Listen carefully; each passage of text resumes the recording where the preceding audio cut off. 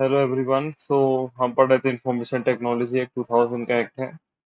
और इसमें मैं पढ़ना था चैप्टर नंबर 11 से जो है ऑफेंसेस के बारे में। तो मैं आपको जैसे इसमें पैरा दिया हुआ है उसके हिसाब से नहीं पढ़ाता हूँ, मैं चार्ट के थ्रू आपको बताता हूँ जिससे आपको थोड़ा इजी रहेगा समझने में और मुझे भी आसान रहेगा समझाने में। तो हम चार्ट के थ्रू पढ़ लेते हैं और कुछ सेक्शंस मैंने छोड़े हुए हैं तो उनको हम नेक्स्ट वीडियो में कवर करेंगे। वो वैसे चार्ट के थ्रू पढ़ने में इजी नहीं थे तो उनको मैंने छोड़ दिया है बीच बीच में, तो उनको मैं बाद में अलग से पढ़ा दूंगा। सबसे पहले देखते हैं सेक्शन 65। तो सेक्शन 65 है tampering with computer source documents. तो कोई भी अगर पर्सन है हुएवर नोइंगली, नोइंगली मतलब जानबूझ के और इंटेंशनली वो कंसील करता है, डिस्ट्रॉय करता है, एल्टर करता है, इंटेंशनली और नोइंगली वो कॉज करता है अनदर को कंसील, डिस्ट्रॉय और एल्टर करने के लिए किसी कंप्यूटर सोर्स को, सोर्स कोड को मतलब, जो कि यूज होता है कंप्यूटर के लिए, कंप्यूटर प्रोग्राम के लिए, कंप्यूटर सिस्टम के लिए, कंप्यूटर नेटवर्क के लिए। When the computer source is required to be kept or maintained by law for the timing force, जब भी कंप्यूटर सोर्स में यहाँ पे रिक्वायर्ड होता है कि वो मेंटेन किया जाए, बाय लॉ ये है कि वो मेंटेन किया जाए फॉर द टाइमिंग फोर्स में, तो उसको इम्प्रिजनमेंट मिलेगा विथ अप टू 3 years और with fine which may extend to 2 lakh rupees और विथ बोथ। तो उसको कितनी सजा मिलेगी? तो इम्प्रिजनमेंट मिलेगा जो कि एक्सटेंड हो सकता है 3 years तक का, और साथ ही साथ फाइन लगेगा जो कि एक्सटेंड हो सकता है 2 लाख रुपीज तक का, या दोनों। अब सेक्शन 66 जो है कंप्यूटर रिलेटेड ऑफेंस। तो यहाँ पे जब भी कोई पर्सन ऐसा है जिसने डिसऑनेस्टली या फ्रॉडुलेंटली कोई ऑफेंस किया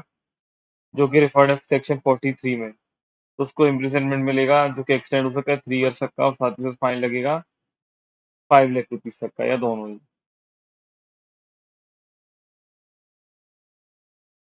फिर सेक्शन 66A है punishment for sending offensive messages through communication service etcetera. तो अब कोई पर्सन है जो किसी भी means of a computer resource, मतलब कंप्यूटर रिसोर्स और कम्युनिकेशन डिवाइस को यूज करते हुए क्या करता है, इंफॉर्मेशन भेजता है जो कि ग्रॉसली ऑफेंसिव है और हैज मिनेंसिक कैरेक्टर है उसका, और any information which he knows to be false, या फिर कोई ऐसी इंफॉर्मेशन जो वो जानता है कि फॉल्स है, but for the purpose of causing annoyance, किसी को परेशान करने के लिए, किसी को इनकन्वीनियंस करने के लिए, डेंजर, ऑब्स्ट्रक्शन, इंसल्ट, इंजरी वगैरह करने के लिए, क्रिमिनल इंटिमिडेशन करने के लिए, एनिमी और हेट्रेड और इलविल वगैरह से परसिस्टेंटली वो यहाँ पे करता रहता है, और वो यूज करता रहता है कंप्यूटर रिसोर्स को कम्युनिकेटिंग डिवाइस में बाय एनी इलेक्ट्रॉनिक मेल, किसी भी इलेक्ट्रॉनिक मेल और इलेक्ट्रॉनिक मेल मैसेज में, for the purpose of causing annoyance, जिससे किसी पर्सन को अनॉयंस हो, इनकन्वीनियंस हो, डिसीव हो, मिसलीड हो, तो address your recipient but the origin, मतलब इसमें इनकन्वीनियंस हो, और टू द डिसीव और मिसलीड द एड्रेसी, किसी भी तरीके से डिसीव और मिसलीड किया जाए एड्रेसी को और रेसिपेंट को, मतलब जो रिसीव करने वाला है, about the origin of such messages, कि उसको ओरिजिन नहीं पता चल पाया उन मैसेजेस का, तो उसको कितनी इम्प्रिजनमेंट मिलेगी? तो इम्प्रिजनमेंट ऑफ फॉर टर्म जो कि 3 years तक की होगी, और साथ ही साथ फाइन भी होगा।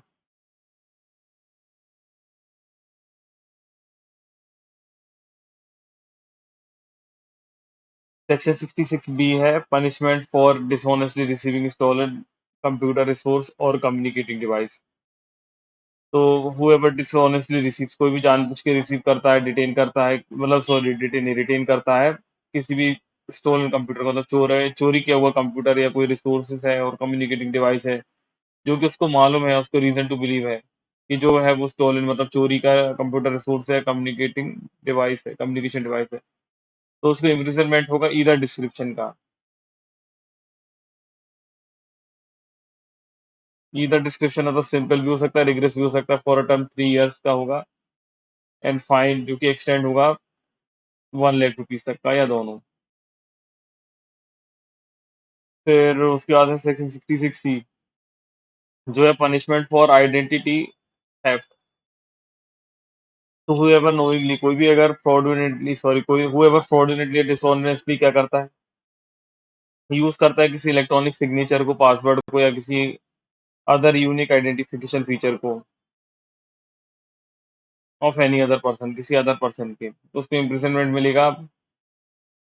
ईदर डिस्क्रिप्शन व्हिच में एक्सटेंड टू 3 इयर्स, तो 3 इयर्स तक का और साथ ही साथ मतलब उसको इम्प्रिजनमेंट हो जाएगा 3 इयर्स तक का और साथ ही साथ फाइन के लिए भी लायबल होगा जो कि एक्सटेंड हो सकता है 1 लाख रुपीज़ तक का। मतलब कोई फ्रॉडुलेंटली यहाँ पे डिसऑनेस्टली यहाँ पे बना लेता है, make use of electronic signature वगैरह का यूज़ कर रहा है या पासवर्ड वगैरह या अदर यूनिक आइडेंटिफिकेशन फीचर है जो उसका किसी अदर पर्सन का यूज़ करता है। ऐसे कोई जैसे हम पहले देखते हैं कि कोई किसी का फेसबुक अकाउंट खोल लेता था, उसका पासवर्ड वगैरह जानता होता है, मतलब पता लगा के मतलब किसी-किसी को गलती से पता चल गया कि इसका क्या पासवर्ड है, तो उसका अकाउंट वगैरह खोल लेता था, तो यहाँ पे हो जाएगा। आइडेंटिटी थेफ्ट ऑफेंस होगा सेक्शन 66 सी का, याद रखिएगा। तो सेक्शन 66 डी है punishment for cheating by personation by using computer resource. तो चीटिंग बाय पर्सोनेशन हमें पता है, हम सेक्शन 416 में देखते हैं आईपीसी के मेरे हिसाब से। तो उसमें यहाँ पे होता है वो वाला वही ऑफेंस है। Whoever by means of any communication device, किसी भी कम्युनिकेशन डिवाइस या कंप्यूटर रिसोर्स से चीटिंग बाय पर्सोनेशन करता है, चीट बाय पर्सोनेशन, तो उसकी सजा कितनी होगी? तो इम्प्रिजनमेंट मिलेगा विद डिस्क्रिप्शन व्हिच में एक्सटेंड टू 3 इयर्स। 3 इयर्स तक का उसको इम्प्रिजनमेंट होगा and also liable to fine, fine भी लगेगा व्हिच में एक्सटेंड टू 1 लाख रुपीज़, क्योंकि 1 लाख रुपीज़ तक का होगा।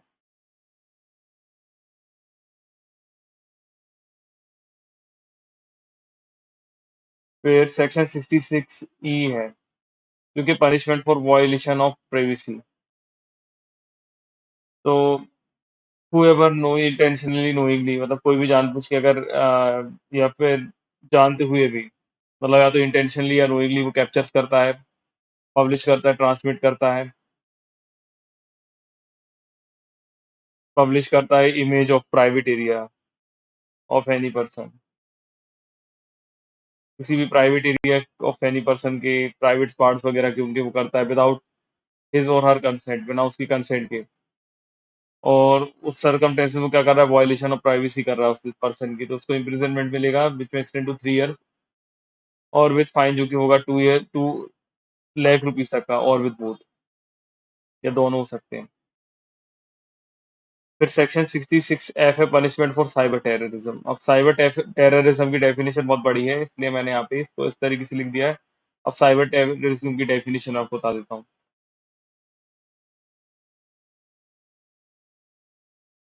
66 एफ है, आप याद रखिएगा क्लॉज, और इसमें दिया हुआ है कि कौन साइबर टेररिज्म क्या होता है। तो whoever with the intention to threat, कोई भी पर्सन है विद उसकी इंटेंशन है यहाँ पे, सबसे पहले ये पॉइंट, उसकी इंटेंशन क्या है कि वो थ्रेटन कर रहा है unity, integrity, security, sovereignty of India को, और स्ट्राइक कर रहा है टेरर पीपल के माइंड में और any section of the people, मतलब कुछ जो लोग हैं उन पर्टिकुलर पर्सनों में भी, या तो मतलब सभी लोगों में या कुछ पर्सन्स जो हैं किसी सेक्शन के, कुछ पर्सन्स हैं किसी सेक्शन के, उनको कर रहा है। सबसे पहले क्या कर रहा है? डिनाइंग कर रहा है और कॉज़ कर रहा है डिनायल टू एक्सेस किसी पर्सन को जो कि ऑथराइज्ड है एक्सेस करने के लिए कंप्यूटर रिसोर्स, मतलब किसी पर्सन को कंप्यूटर यूज़ करने से रोक रहा है जो भी ऑथराइज़ है उसको एक्सेस करने के लिए। या फिर वो अटेम्प्ट कर रहा है पेनिट्रेट करने के लिए किसी एक्सेस को और कंप्यूटर रिसोर्स को विदाउट ऑथराइजेशन, मतलब बिना ऑथराइजेशन वो अटेम्प्ट करा रहा है या किसी को ऐसा करने की कोशिश करा रहा है विदाउट ऑथराइजेशन, और एक्सीड कर रहा है ऑथराइज़ एक्सेस को, मतलब जितना उसको यूज़ करने की परमिशन, उससे ज़्यादा की चीज़ें वो यूज़ कर रहा है। ज़्यादा कुछ इन्फॉर्मेशन वगैरह उसमें से देख रहा है या ले रहा है। फिर सी है कि इंट्रोड्यूस कर रहा है या कॉज़ कर रहा है, causing to introduce any computer contaminant करा रहा है या कर रहा है, और by means of such conduct causes और is likely to cause death और इंजरी टू एनी पर्सन, और उस कंडक्ट से वो क्या कर रहा है? या तो कॉज कर रहा है, लाइकली टू कॉज कर रहा है डेथ और इंजरी किसी पर्सन को, डैमेज कर रहा है, डिस्ट्रक्शन कर रहा है प्रॉपर्टी को, और डिस्टर्ब कर रहा है, और knowingly is likely to cause damage, जिससे जो डैमेज हो, डिसरप्शन ऑफ सप्लाईज हो, मतलब किसी को डैमेज हो या किसी को कुछ तरीके का ऑब्स्ट्रक्शन जैसा वो बाधा वगैरह है किसी को भी सप्लाईज ऑफ एसेंशियल सर्विस में, जो कि एसेंशियल्स फॉर लाइफ है ऑफ कम्युनिटी वगैरह के लिए, मतलब जो समूह के लिए एक लाइफ, समूह की लाइफ के लिए एक बहुत एसेंशियल चीज़ है, एडवर्सली अफेक्ट करता है और वो क्रिटिकल इंफॉर्मेशन प्रोटेक्शन जो भी स्पेसिफाइड है सेक्शन 70 में उसको।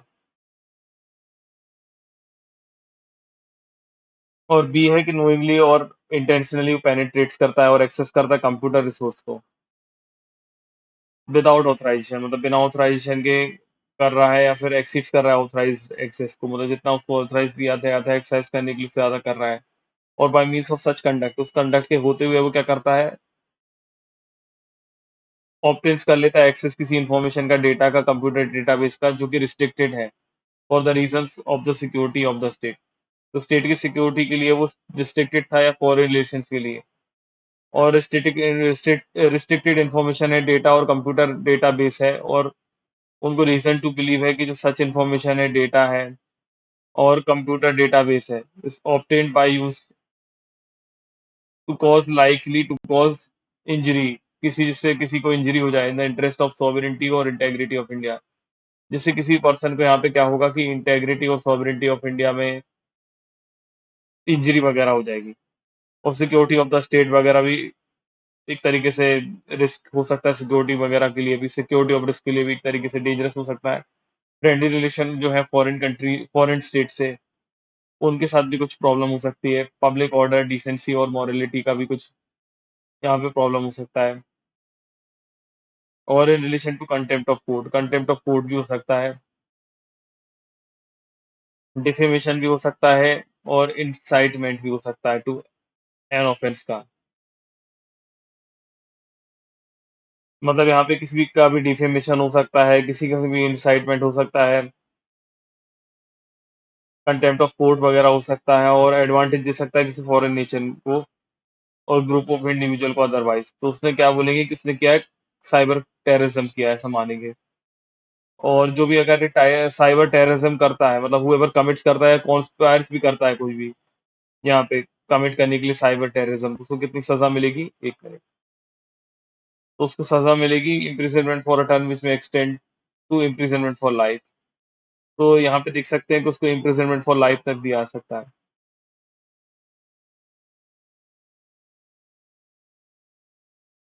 उसके बाद है सेक्शन 67 जो है punishment for publishing transmitting obscene material in electronic form. अब कोई भी अगर है हुएवर पब्लिशेस, अगर कोई भी है पब्लिश कर रहा है, ट्रांसमिट कर रहा है, कॉज कर रहा है यहाँ पे टू बी पब्लिश और ट्रांसमिटेड इलेक्ट्रॉनिक फॉर्म की, इलेक्ट्रॉनिक फॉर्म में वो ट्रांसफॉर्म हो कोई भी मटेरियल जो कि लेसिवियस है, मतलब लस्टी है, लस्ट जिससे आपकी बढ़ जाए, और या कोई और अपील्स टू द पेरुरिएंट इंटरेस्ट है, मतलब ये किसी का जो मतलब इस तरीके से उसको उत्तेजित वगैरह करना, ये सब उसके बारे में लिखा हुआ है। और इट्स अफेक्ट, जो उसके इफेक्ट्स होंगे कि वो किसी को डिप्रेव कर सकते हैं, करप्ट कर सकते हैं, मतलब उसको एक तरीके से उसके भ्रष्ट वगैरह कर सकते हैं, उसके दिमाग को खराब कर सकते हैं, मतलब उस तरीके से आप बात समझ सकते हो। तो person who are likely to have regard to all relevant circumstances, तो ये सारे सर्कमस्टेंसेस को रिगार्ड में देखते हुए to read, to see, to hear the matter content और एम्बॉडीड इन इट, जिससे वो यहाँ पे क्या होगा कि सर्कमस्टेंसेस में वो एक तरीके से अपने आप कंट्रोल नहीं कर पाएगा कि वो रीड करे, वो सी करे, मतलब वो देखे, वो सुने, मैटर जो भी उसमें एम्बॉडीड है उसमें, तो उसको फर्स्ट कन्विक्शन में कितना मिलेगा, इम्प्रिजनमेंट में मिलेगा, जो कि टर्म होगा विच may extend to 3 years, 3 years तक एक्सटेंड होगा। एंड विथ फाइन, फाइन भी लगेगा जो कि एक्सटेंड हो सकता है 5 लाख रुपीज तक का। तो यहाँ पे क्या है, फर्स्ट कन्विक्शन करेगा तो इम्प्रिजनमेंट 3 इयर्स का होगा, फाइन लगेगा 5 लाख रुपीज तक का। फिर सेकंड कन्विक्शन अगर करता है तो उसको इम्प्रिजनमेंट होगा डिस्क्रिप्शन का 5 इयर्स तक का, फाइन लगेगा 10 लाख रुपीज का, मतलब उसका डबल हो जाएगा। मतलब ऐसा नहीं है यहाँ पे तो 3 इयर्स का है, तो ये तो 5 इयर्स है, इम्प्रिजनमेंट का 3 का 5 होगा, लेकिन फाइन जो 5 का लगना 5 लाख रुपीज लगता था, 10 लाख रुपीज लगेगा।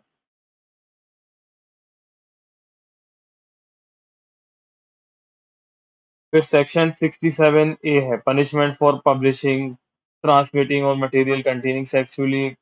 एक्सप्लोसिट एक्सेट्रा इन इलेक्ट्रॉनिक फॉर्म। तो कोई भी अगर पब्लिश करता है, ट्रांसमिट करता है, कॉज करता है टू बी पब्लिश और ट्रांसमिट इन इलेक्ट्रॉनिक फॉर्म में किसी भी मटेरियल को विच कंटेन्स, जो कंटेन्स करता है सेक्सुअली एक्सप्लोसिट एक्ट और कंडक्ट, तो उसको फर्स्ट कन्विक्शन पे इम्प्रिजनमेंट मिलेगी description for a term which may extend to 5 years, जो कि 5 इयर्स तक एक्सटेंड होगी। और फाइन लगेगा उसको 10 लाख रुपीज़ तक का। मतलब यहाँ पे अगर वो पब्लिश वगैरह कर रहा है कौन-सा मटेरियल जिसमें सेक्सुअली एक्सप्लॉइट से टेक्स्ट वगैरह है, मतलब यहाँ पे किसी को आप ऐसा कुछ सेक्सुअल एक्ट करते हुए वगैरह रिकॉर्ड कर लेते हैं, तो उसकी यहाँ पे पनिशमेंट मिलती है। तो ये सेक्शंस आपको ध्यान में रखना पड़ेंगे। अभी जब मैं ये वाला वीडियो रिकॉर्ड कर रहा हूँ, तो आपने एक केस अभी चल रहा है बहुत सारा, मतलब केस नहीं, मतलब एक एक मैटर चल रहा है कि यहाँ पे जो चंडीगढ़ यूनिवर्सिटी में कुछ गर्ल्स की किसी गर्ल ने किसी अपने बॉयफ्रेंड के कहने पे ये सब वीडियोस वगैरह रिकॉर्ड कर लिए हैं। तो ये सारी चीज़ें उससे रिलेटेड हैं। तो उसके ऊपर भी आईटी एक्ट के प्रोविजंस एप्लीकेबल हो गए हैं, आपने सुना होगा। और अभी कोर्ट प्रोसीजर तो उसका चालू नहीं है, अभी तो वो अंडर इन्वेस्टिगेशन है, अभी सब ये सब चल रहा है। लेकिन जो प्री चार्जेस रहते हैं, मतलब जो अभी इंक्वायरी करते टाइम, सॉरी, इन्वेस्टिगेशन के टाइम पे जो बेसिस पे पुलिस यहाँ पे इन्वेस्टिगेशन वगैरह कर रही है, वो ये सब है। तो सबसे पहले इसमें देखिए 67 में क्या है कि punishment for publishing transmitting obscene material in electronic form. तो ये वाला भी हो सकता है उस वाले केस में कि यहाँ पे क्या किया था उसने कि पब्लिश कर रही है, ट्रांसमिट कर रही है या फिर करा रही है किसी से भी इलेक्ट्रॉनिक फॉर्म में किसी भी मटेरियल वगैरह को, जिससे किसी पर्सन की जो है डिप्रेव कर सकते हैं या करप्ट कर सकते हैं उसकी जो मेंटल कंडीशन है कि वो देखने वगैरह के लिए सब सुनने के लिए या पढ़ने के लिए मजबूर हो जाए, तो ये है उसका। फिर दूसरा क्या है, तो इस वाले में तो हमने देख लिया था कि 3 साल की सज़ा थी और 5 लाख रुपए तक का था, दोबारा करता तो 5 साल की सज़ा और 10 लाख रुपए तक का फाइन।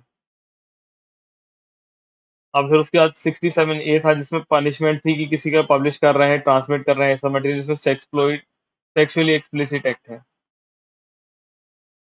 इलेक्ट्रॉनिक फॉर्म में। तो कोई पर्सन अगर यहाँ पे पब्लिश कर रहा था, ट्रांसमिट कर रहा था, कॉज करा रहा था ऐसा करने का, पब्लिश करने का, ट्रांसमिट वगैरह करने का, इलेक्ट्रॉनिक फॉर्म वगैरह मटेरियल वगैरह का एक्सप्लिसिट कंटेंट हो, तो फर्स्ट कन्विक्शन में उसको इम्प्रिजनमेंट मिलेगा, description which may extend to 5 years,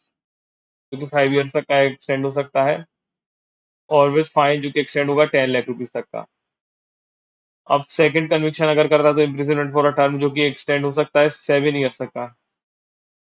और साथ ही साथ फाइन लगेगा जो कि 10 लाख रुपीज तक का होगा। तो देखना पड़ेगा आपको फिर से कि फाइव फर्स्ट अगर कन्विक्शन होती है तो कितना होगा, 5 ईयर्स तक का पनिशमेंट हो सकता है और फाइन लगेगा 10 लाख रुपीज तक का, लेकिन सब्सिक्वेंटली करता है तो 7 ईयर्स के पनिशमेंट होगी और फाइन लगेगा 10 लाख रुपीज तक का, तो फाइन तो दोनों में ही सेम है।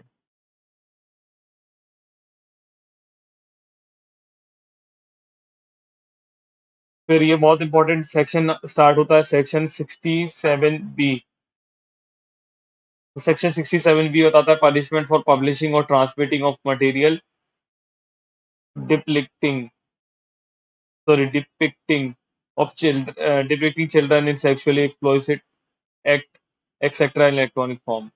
उसको हम चाइल्ड पोर्नोग्राफी वगैरह भी समझ सकते हैं, और ये पॉक्सो में भी इसके बारे में लिखा हुआ होता है कि कोई भी ऑफेंस अगर वो करेगा, तो अगर वो आईटी एक्ट का भी ऑफेंस है तो उसको स्पेशल कोर्ट ही ट्राई करेगी। तो 67 भी वहाँ पे लिखा होता है, पॉक्सो एक्ट में पढ़ के आ चुके हैं, तो उसको याद रखिएगा आप अच्छे से कि अगर पनिशमेंट मिलती है, अगर कोई भी क्या करता है, पब्लिशिंग करता है, ट्रांसमिटिंग करता है मटेरियल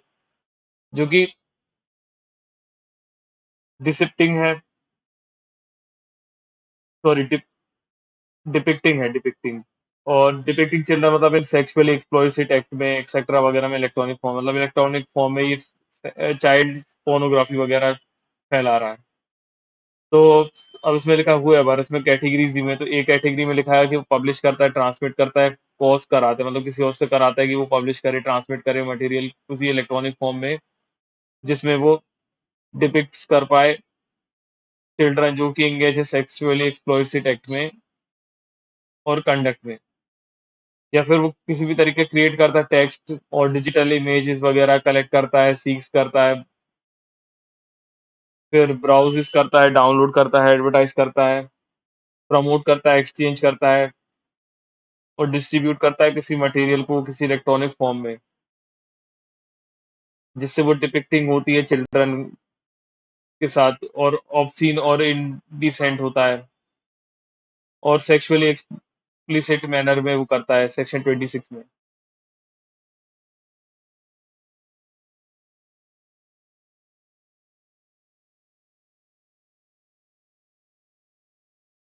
या फिर वो कल्टीवेट करता है, एंटाइसिस करता है, मतलब भेज पाता है, ऐसा ये सब इन सब चीज़ों से आप समझ सकते हैं। एंटाइसिस करता है, इंड्यूस करता है किसी चिल्ड्रन को कि वो ऑनलाइन रिलेशनशिप बनाए, वन और मोर चिल्ड्रन के साथ। For on sexually explicit act करने के लिए, और in a manner which may offend a reasonable adult, किसी रीज़नेबल एडल्ट को वो ऑफेंड करे ऑन कंप्यूटर रिसोर्स वगैरह पे। फिर डी है कि फैसिलिटेट्स करता है अब्यूज़ करने में चाइल्ड को, मतलब facilitates abusing children online, online वगैरह उनको फैसिलिटेट करता है अब्यूज़ वगैरह करने के लिए। फिर ई है, उसमें रिकॉर्ड करता है किसी इलेक्ट्रॉनिक फॉर्म में फ्रॉम ऑन अब्यूज़ और किसी दैट ऑफ अदर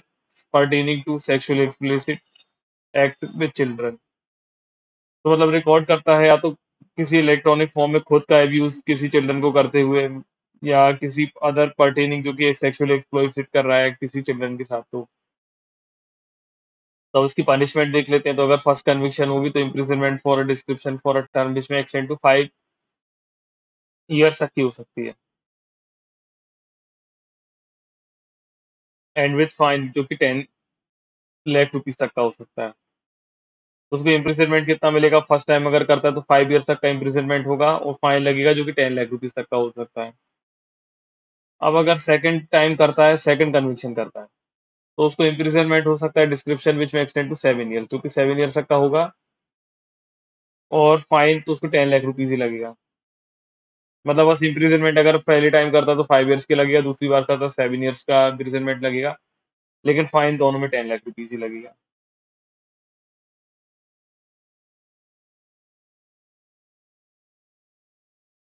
उसके बाद है 67 सी, जो कि प्रिजर्वेशन एंड रिलेशन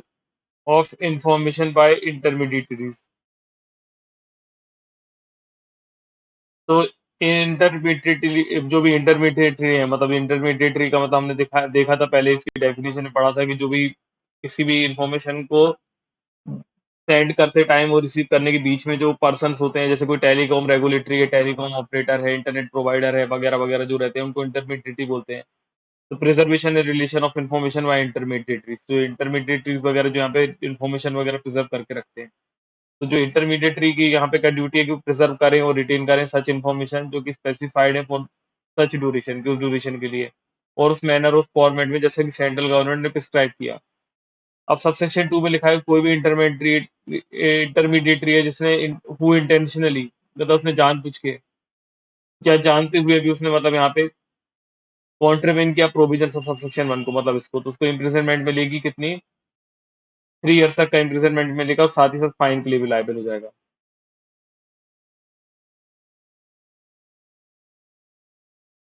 सेक्शन 68 है power to controller to give direction. तो कंट्रोलर के पास भी पावर होती है कि वो डायरेक्शन वगैरह दे पाए। तो कंट्रोलर यहाँ पे ऑर्डर करके डायरेक्ट कर सकते हैं सर्टिफाइंग अथॉरिटी को और किसी एम्प्लॉय को, सच अथॉरिटी को, कि वो कुछ मेजर्स लें जिससे सीज कर दे वो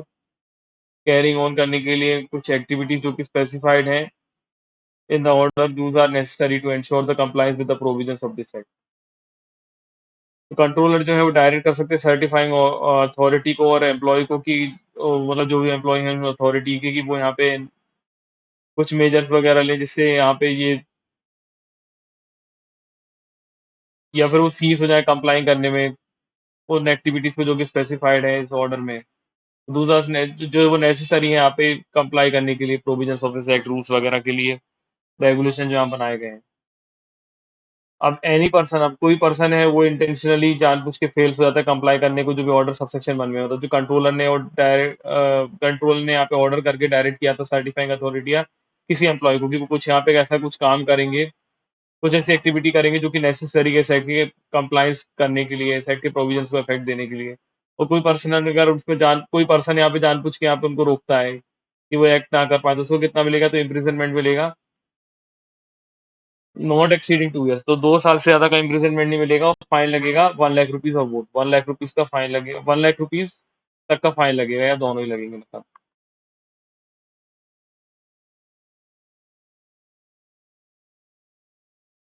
अब सेक्शन 71 है पेनल्टी फॉर मिसरिप्रेजेंटेशन। तो अब कोई भी अगर मिसरिप्रेजेंटेशन करके सप्रेस करता है किसी मटेरियल फैक्ट को, कंट्रोलर से और सर्टिफाइंग अथॉरिटी से, जिसके तहत वो क्या कर लेता है, ऑब्टेन कर लेता है लाइसेंस। लाइसेंस या इलेक्ट्रॉनिक सिग्नेचर सर्टिफिकेट ले लेता है। मतलब यहाँ पे कोई पर्सन मिसरिप्रेजेंटेशन करके या कुछ मटेरियल फैक्ट को छुपा के कंट्रोलर से या सर्टिफाइंग अथॉरिटी से एक लाइसेंस ले लेता है, इलेक्ट्रॉनिक सिग्नेचर वगैरह ले लेता है। चलो इलेक्ट्रॉनिक सिग्नेचर सर्टिफिकेट ले लेता है तो उसको इम्प्रिजनमेंट मिलेगी, जो कि 2 साल तक की होगी, और फाइन भी लग सकता है 1 लाख रुपीज का, 1 लाख रुपीज तक का, या दोनों ही। उसके बाद है section 72, penalty for breach of confidentiality and privacy, same as otherwise provided in this act. अगर अदरवाइज इस एक्ट में कहीं बताया हुआ तो बात अलग है, अदरवाइज और एनी अदर लॉ में जो कि टाइमिंग फोर्स में चल रहा है, कोई पर्सन है, उसके पास in pursuance of any of the powers जो कि इसी एक्ट में दी गई हैं, रूल्स रेगुलेशन जो बनाए गए हैं, उसके पास सिक्योर्ड एक्सेस है किसी इलेक्ट्रॉनिक रिकॉर्ड का, बुक का, रजिस्टर का, करस्पॉन्डेंस का, इंफॉर्मेशन का, डॉक्यूमेंट का और अदर मटेरियल का, और without the consent of the person concern, और बिना उस पर्सन जो कंसर्न पर्सन है उससे उसने इन्फॉर्म मतलब यहाँ पे कंसेंट लिए बिना डिस्क्लोज कर देता है वो electronic record, book, register, correspondence, information, document या अदर मटेरियल और other person to any other person, तो क्या करता है वो, breach of confidentiality and privacy करता है। और उसकी पनिशमेंट कितनी मिलेगी? तो पनिशमेंट होगी with imprisonment for a term which may extend to 2 years, और with fine which may extend to 1 lakh rupees, और विथ बोथ, दोनों होगा।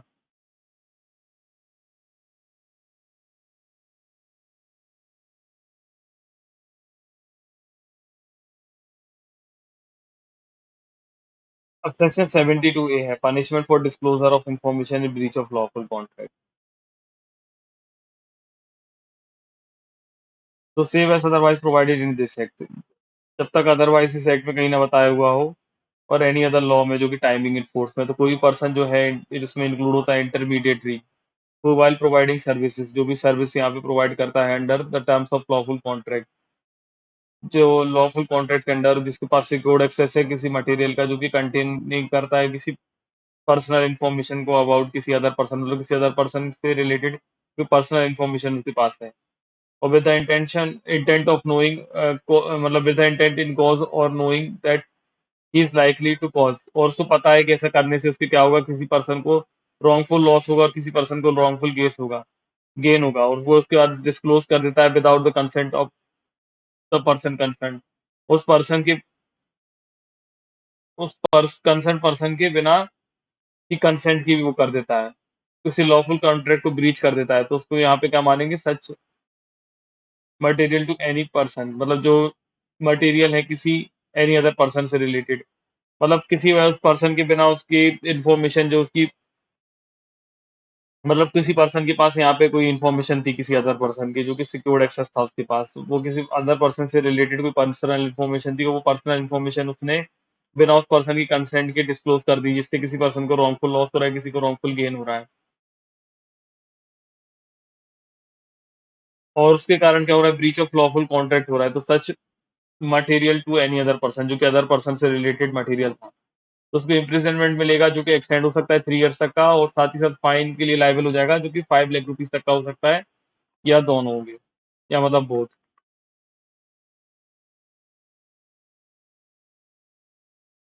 फिर सेक्शन 73 है, penalty for publishing electronic signature false certificate in certain particulars. तो उसमें लिखा हुआ no person shall publish electronic signature certificate, तो कोई पर्सन यहाँ पे इलेक्ट्रॉनिक सिग्नेचर सर्टिफिकेट को यहाँ पे पब्लिश नहीं करेगा, और अदरवाइज ना ही कोई बनाएगा यहाँ पे किसी के लिए, make it available to any other person, जिसको वो जानबूझ के उसके पास नॉलेज है। सर्टिफाइंग अथॉरिटी ने लिस्ट किया है सिग्नेचर सर्टिफिकेट, मतलब the certifying authority listed in the certificate has not issued it, मतलब जानबूझ के अपने का सर्टिफिकेट बता रहा है जिसमें बता रहा है ये सर्टिफाइंग अथॉरिटी है, उसको पता है कि जो सर्टिफाइंग अथॉरिटी का नाम बता रहा है उसने यहाँ पे वो सर्टिफिकेट इशू नहीं किया हुआ है, और जो सब्सक्राइबर को वो लिस्टेड बता रहा है उसने वो एक्सेप्ट नहीं किया है वो, और जो सर्टिफिकेट था या तो वो रिवोक कर लिया गया और सस्पेंड कर लिया गया है। तो अनलेस जब तक कि वो पब्लिकेशन जो है वो केवल इस पर्पज़ के लिए नहीं हो कि वो वेरीफ़ाई कर पाए इलेक्ट्रॉनिक सिग्नेचर जो क्रिएट किया है जिसने प्रायर टू सच सस्पेंशन वगैरह के लिए और रिवोकेशन के लिए। जब तक ये चीज़ बस ना हो मतलब अगर वो वेरीफ़ाई वगैरह करने के लिए कर रहा है मतलब unless such publication is for the purpose of verifying वगैरह के लिए अगर वो कर रहा है इलेक्ट्रॉनिक सिग्नेचर वगैरह जो क्रिएट किए गए थे प्रायर टू सच सस्पेंशन वगैरह से और अगर कोई पर्सन है जो कॉन्ट्रीवेंट कर रहा है प्रोविजंस ऑफ सेक्शन 1 के, तो उसको क्या होगा? तो इम्प्रिज़नमेंट होगी फॉर अ टर्म व्हिच में एक्सटेंड टू 2 इयर्स तो 2 इयर्स तक की इसको सज़ा मिल सकती है और फाइन लग सकता है जो कि 1 लाख रुपीज़ तक का होगा या दोनों ही हो जाएँगे।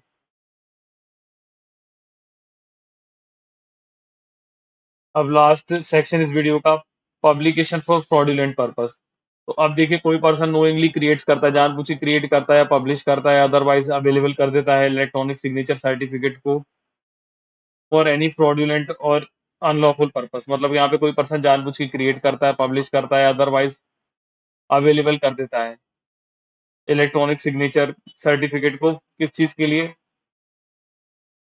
मतलब पहले तो बना रहा है, पब्लिश कर रहा है, अदरवाइज़ अवेलेबल कर दे रहा है और इलेक्ट्रॉनिक सिग्नेचर सर्टिफ़िकेट वो कर रहा है। किस चीज़ के लिए? लेकिन फ्रॉडुलेंट पर्पज़ के लिए, अनलॉफुल पर्पज़ के लिए। तो उसको क्या होगा? इसको पनिशमेंट होगी इम्प्रिज़नमेंट फॉर अ टर्म व्हिच में एक्सटेंड टू 2 इयर्स तो 2 साल तक का उसको इम्प्रिज़नमेंट होगा और फाइन जो कि 1 लाख रुपीज़ तक एक्सटेंड हो सकता है या दोनों ही हो सकते हैं। तो आज हमने 74 तक पढ़ लिया, बीच में 1-2 सेक्शन मैंने छोड़े हुए हैं, वो हम नेक्स्ट वीडियो में कवर कर लेंगे।